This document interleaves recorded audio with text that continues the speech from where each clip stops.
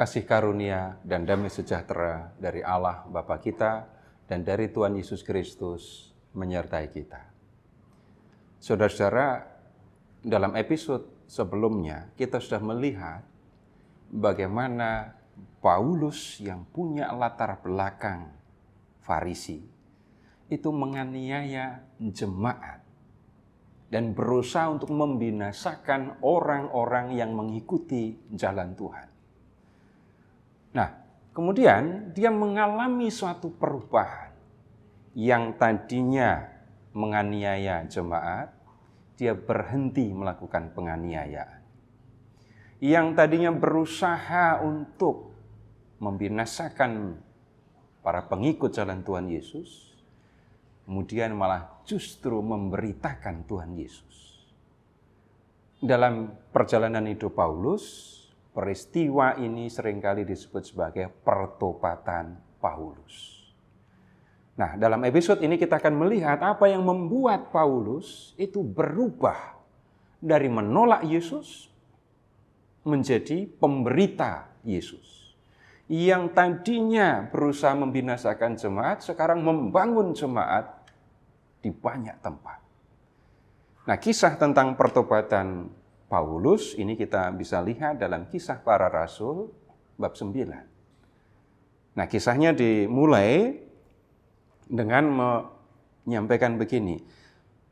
Hati Saulus masih berkobar-kobar untuk mengancam dan membunuh murid-murid Tuhan.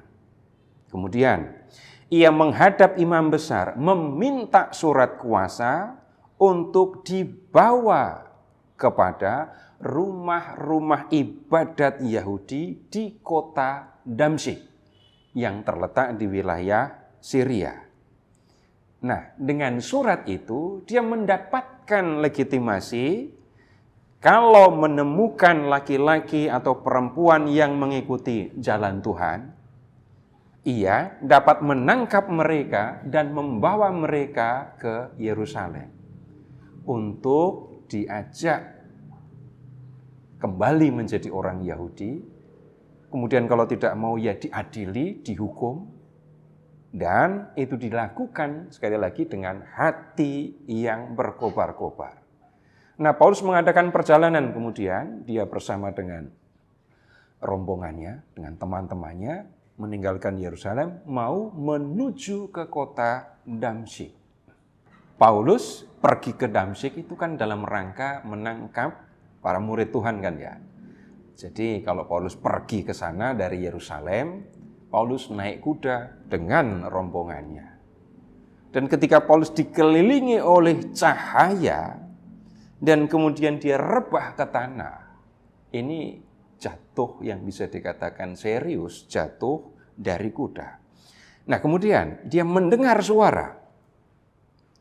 Saulus, Saulus, ini nama awalnya ya, Saulus. Mengapa engkau menganiaya aku?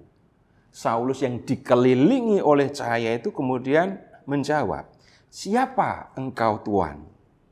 Jawabnya, jadi jawab suara yang bicara kepada Saulus itu, akulah Yesus yang kau aniaya itu. Jawaban ini jelas terdengar aneh. Kenapa? Yang dikejar, yang mau ditangkap oleh Saulus, itu adalah murid-murid Yesus. Kemudian, ini ada suara yang mengatakan, akulah Yesus yang kau aniaya.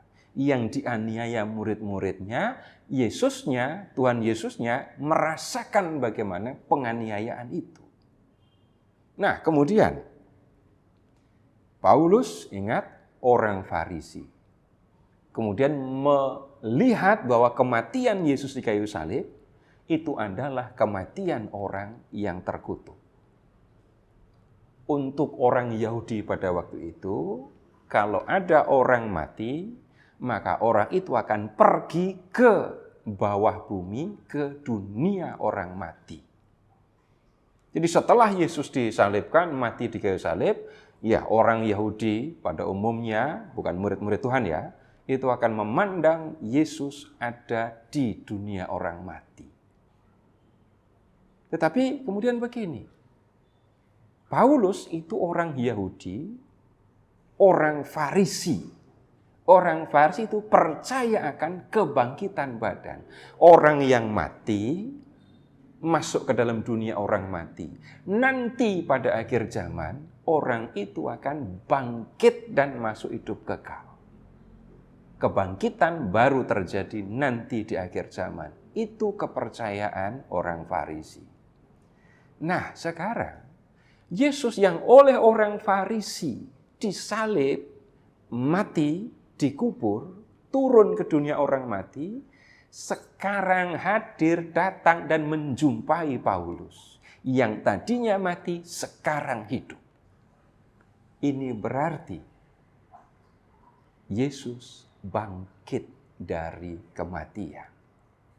Ini berarti orang yang dianggap dikutuk oleh Allah, sekarang hidup lagi, mengalami kebangkitan. Bahkan Yesus menjadi yang pertama bangkit dari antara orang mati dan tidak mati lagi.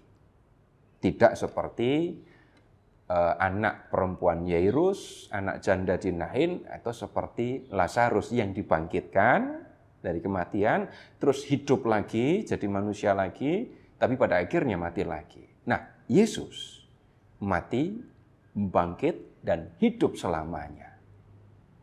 Nah, kalau orang yang dikutuk oleh Allah malah justru bangkit dan bahkan menjadi yang pertama bangkit dari antara orang mati, maka menjadi jelas yang salah bukan Yesus. Yang salah adalah para pemuka Yahudi, orang Farisi yang bertanggung jawab atas kematian Yesus. Tidak mungkin orang yang terkutuk oleh Allah malah justru duluan bangkit. Nah, sebaliknya, kebangkitan Yesus, perjumpaan Paulus dengan Yesus justru menunjukkan Yesus bukanlah musuh Allah. Yesus bukanlah orang yang melanggar hukum Allah, tidak seperti yang dipikirkan oleh orang-orang Farisi. Nah, pengalaman perjumpaan Paulus dengan Yesus yang sudah bangkit ini, yang membuat kemudian Paulus berubah. Yang tadinya menolak Yesus, sekarang percaya kepada Yesus. Yang tadinya menganggap Yesus sebagai orang yang terkutuk, sekarang memandangnya sebagai pribadi yang datang dari Allah.